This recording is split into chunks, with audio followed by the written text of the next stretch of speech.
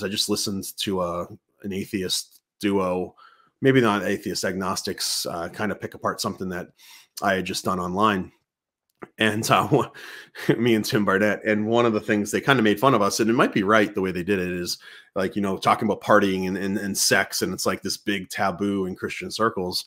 And it's like, oh, don't talk about sex. I think that we need to be talking about sex. I think our churches should be teaching a theology of sex. We should understand that sex is fantastic. It's something that's been designed by God, and it's very good. And the more we talk about this, the less mystery that's maybe there for our kids and even us, and we come to a better understanding of the whole person. Life has a higher purpose than our personal pleasure. The world is a mirror, friends. The world is a mirror of God's divine nature and purpose.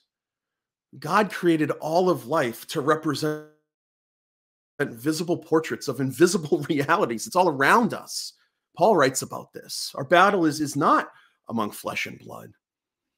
A lot of the truths that we wrestle with in this life are not physical and represented in the material world.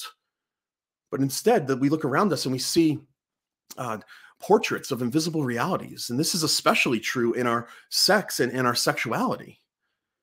You see, God created the physical oneness of sex and the duality of male, female gender to serve as a visible image, a representation of spiritual union that exists between Jesus and the church ultimately. And friends, this is why any sexual relationship that occurs outside the context of one man, one woman for one lifetime is so destructive.